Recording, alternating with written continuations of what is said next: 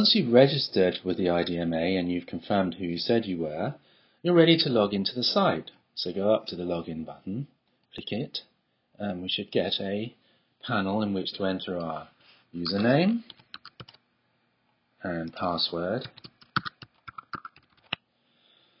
Click on login, and the page immediately changed to a view which is called your dashboard. Now, this will show all of the things that you're doing in the site as you start using it, but because you're just fresh here, nothing's showing up yet. We'll talk about that later. You'll also see a number of things appear in this top bar: the common forum, some tools which we'll talk about, the dashboard I've just mentioned, and most importantly, my profile. Now, all social learning sites, social networking sites, social media sites rely really heavily upon their users filling in details about themselves, creating a profile.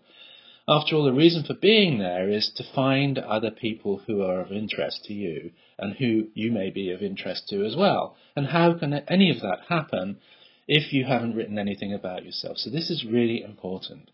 In this panel, there are three icons at the bottom. Let us click on the one that says my edit profile. The other two we'll deal with in later videos.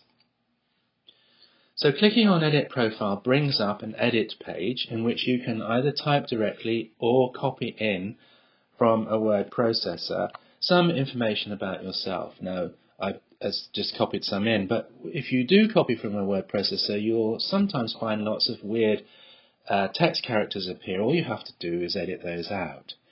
The next thing is to look at the other text fields we have to fill in.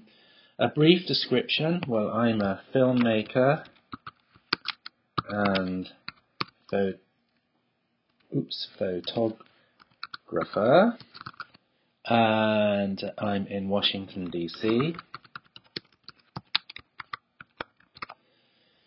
My interests are photography. I can spell.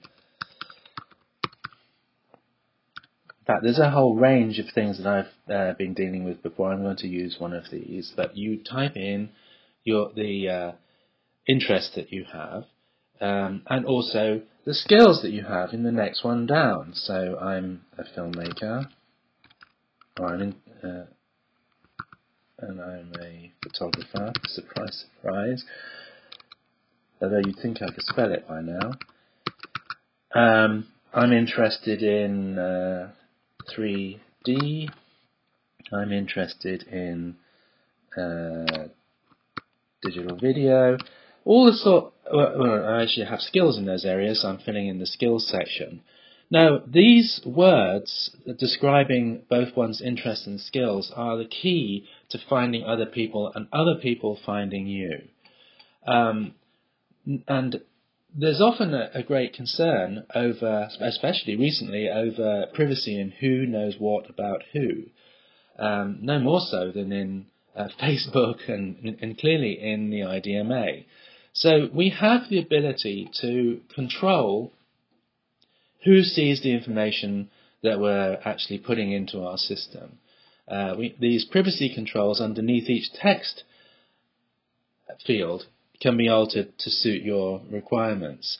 Now, clearly, some of this information needs to be public, but you could make it private so nobody but you could see it. You could make it so that only the colleagues that you make in the future see it. You can make it so that only those people who have logged in, who have signed up as members of the Commons or who are in any of the other learning communities see it.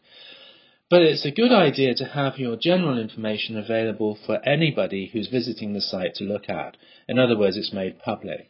The same is true for your brief description, and your location as well, in my view. Although I need to edit that, I see. You can make a choice as to whether you want anybody to know where you are, or whether it's only people within the site. So I'm going to make mine public. Then comes interests and skills. At the moment, they're set to be only available to people who are members of the site, and probably that's a good idea. And moving further down, I've left these off initially, but now is the time to talk about them. The things that you probably don't want the entire world to know about are a contact email, telephone number, mobile phone number, although you may want people to actually be able to see your website. And having filled in all these fields and set the privacy settings, all you need to do is to click on the Save button, and your profile's saved. Now, those words that you use for interests and skills, you'll notice have now become hyperlinks. They're actually called tags, and these tags help you find other people who have similar interests, and we'll go into that in another video.